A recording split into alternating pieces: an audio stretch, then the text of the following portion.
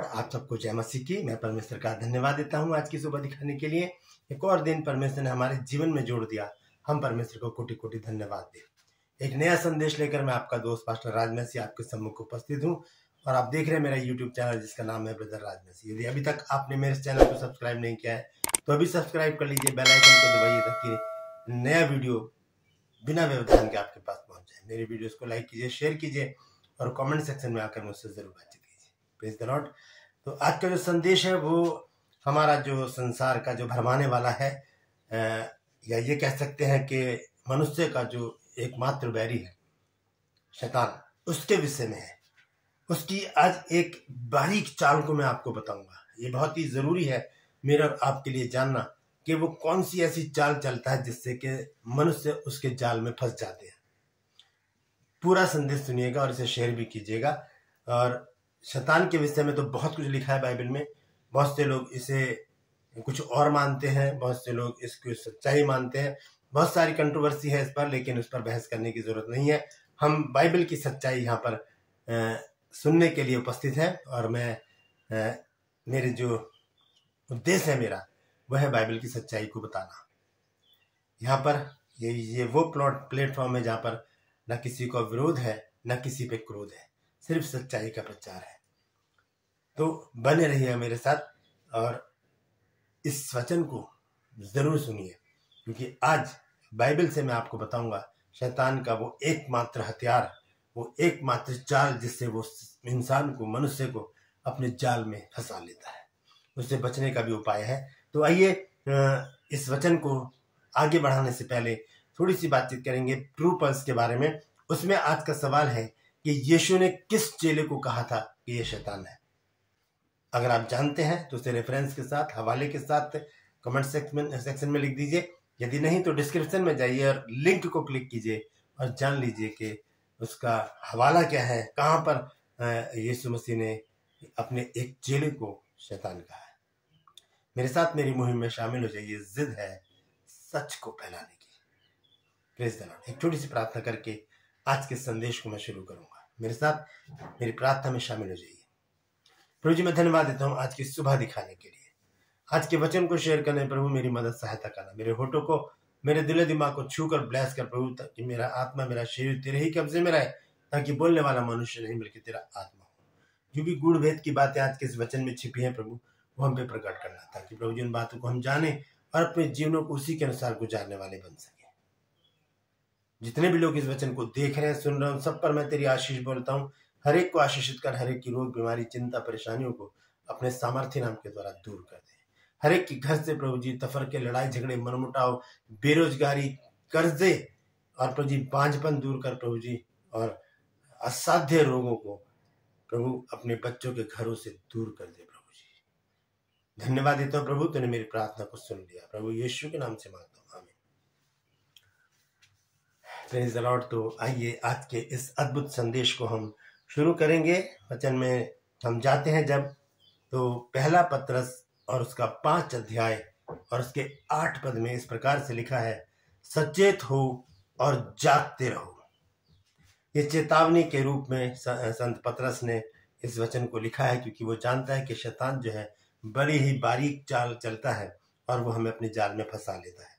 तो ध्यान से सुनिएगा। आज शैतान की वो एकमात्र चाल, शैतान का वो एकमात्र हथियार, वैसे तो बहुत सारे हथियार है उसके पास, लेकिन एक चीज वो ऐसी हमारे जीवन में कर जाता है जिसकी वो ताक में रहता है, घात में लगा रहता है, और मौका पड़ते ही क्या करता है, वो मनुष्य पर धावा बोल देता है।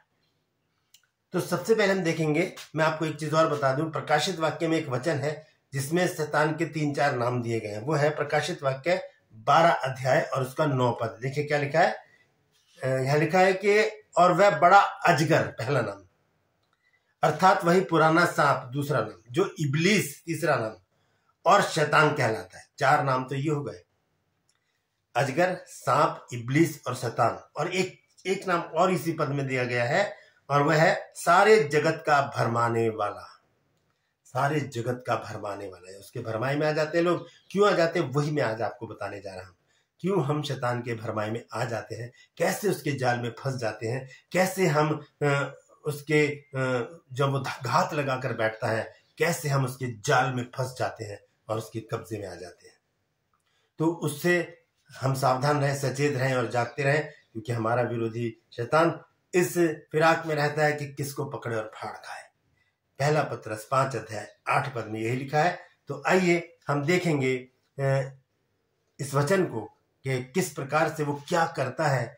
हम पढ़ेंगे पहला पत्रस 5 अध्याय का 8 पद। यहाँ पर इस प्रकार से लिखा है, सचेत हो और जागते रहो, क्योंकि तुम्हारा विरोधी शैतान गरजने वाले सिंह की नाई इस खोज में रहता है कि किसको फाड़ खाए। देखिए एक शब्द इसमें लिखा है कि गरजने वाला सिंह की नाई, गरजने वाले सिंह की नाई, यानी कि उसकी तरह एक मात्र परछाई।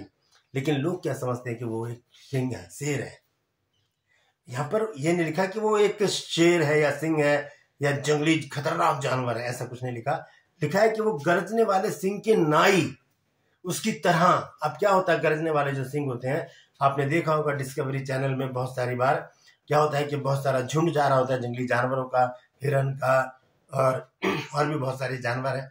और वो जब झुंड का झुंड जा रहा होता है, जो पीछे रह जाता है, एक जो झुंड से अलग हो जाता है, उसको क्या करता है, वो सिंह जो होता है, दहाड़ने वाला सिंह, वो पकड़ कर ले जाता है और उसे अपना भोजन बनाता है। यही चीज शैतान ने अपनाई।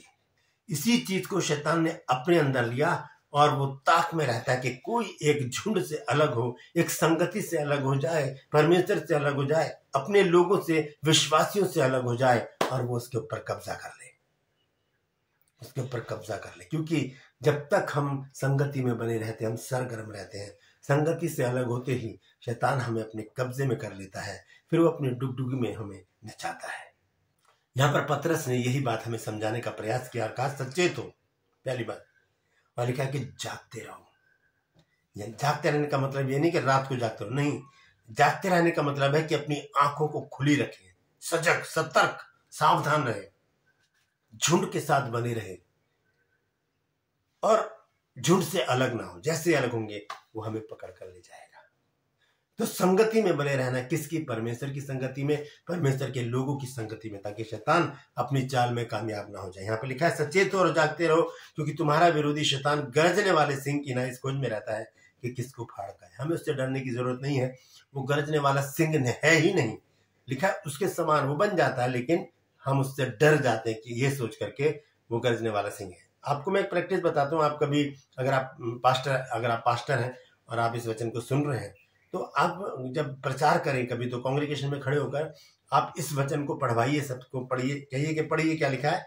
तो जब सब पढ़ेंगे, सचेत हो और जागते रहो, क्योंकि तुम्हारा विरोधी शैतान गरजने वाले सिंह की नाई इस खोज में रहता है कि किसको फाड़ खाए। फिर आप बाइबल बंद करवा दीजिए और लोगों से पूछिए कि क्या बताया गया है शैतान को यहाँ पर।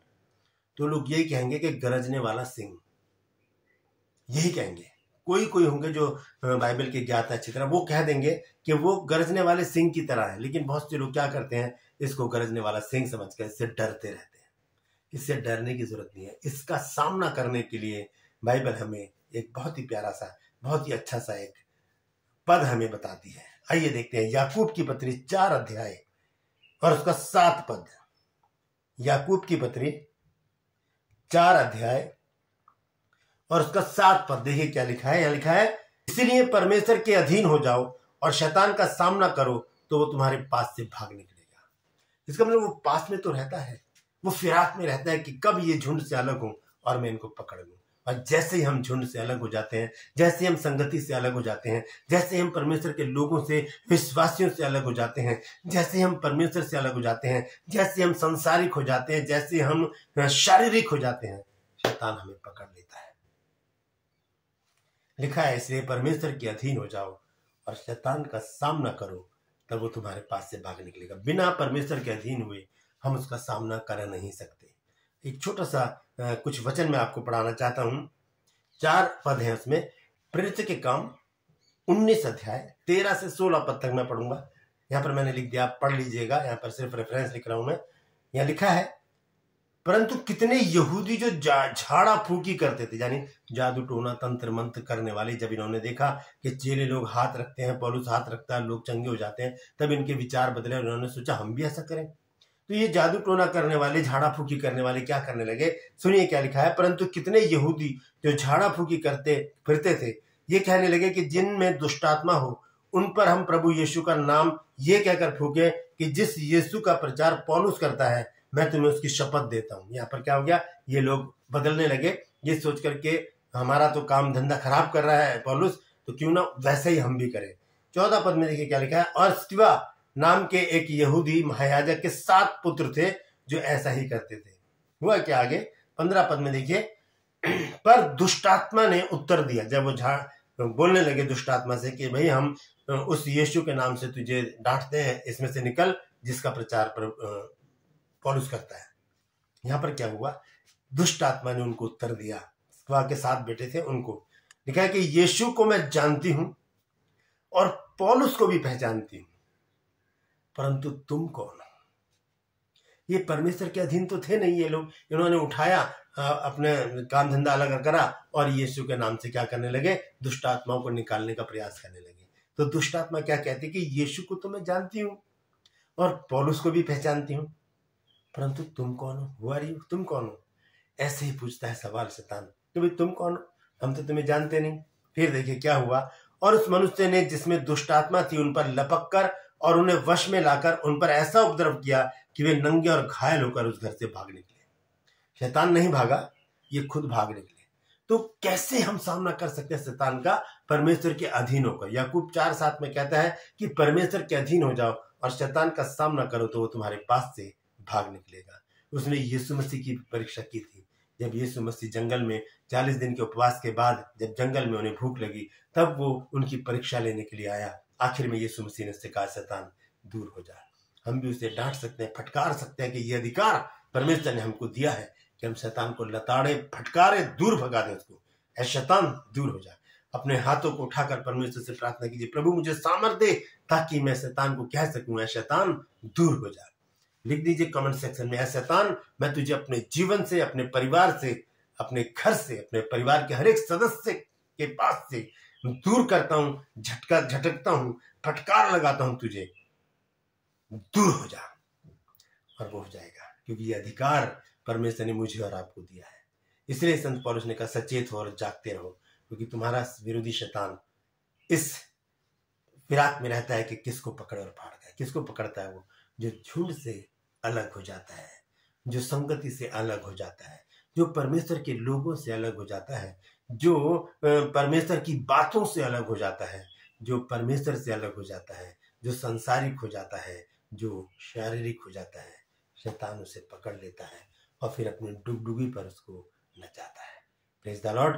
तो जरूरत है इस समय पर, जब ये अंधकार का समय है लेकिन अनुग्रह का समय भी है, तो हमें इस अनुग्रह के समय में सचेत होकर जागते रहना है और शैतान का सामना करना है परमेश्वर के अधीन होकर, ताकि हम उसे लताड़ सकें। Praise the Lord. परमेश्वर इन वचनों के द्वारा हम सबको आशीष दे। यदि कोई नई बात आज आपने सीखी है तो जरूर कमेंट सेक्शन में लिखिएगा और मुझे बताइए कि आपने आज क्या नया सीखा है। इस वचन को शेयर कीजिए ताकि और भी लोग परमेश्वर के अधीन होकर शैतान को लताड़ सकें और कह सकें, ऐ शैतान दूर हो जा। Praise the Lord. True pulse में आज का सवाल है कि वो कौन सा चेला है जिसको प्रभु यीशु मसीह ने शैतान कहा था। डिस्क्रिप्शन में जाइए, लिंक को क्लिक कीजिए और जान लीजिए। मेरे साथ मेरी मुहिम में शामिल हो जाइए। जिद है सच को फैलाने की। Praise the Lord. आज के लिए बस इतना ही। फिर मिलूंगा एक नए संदेश के साथ, एक नया वीडियो लेकर। तब तक के लिए मुझे इजाजत दीजिए, लेकिन अपना और अपनों का ख्याल रखिए। और कल नया साल है। मेरी तरफ से, मेरे परिवार की तरफ से, मेरी मिनिस्ट्री की तरफ से आप सबको नव वर्ष की ढेर सारी शुभकामनाएं। परमेश्वर आने वाले साल में आप सबको बहुत सारी आशीषें दे, भला चंगा रखे और अपनी महिमा के लिए आपको इस्तेमाल करे।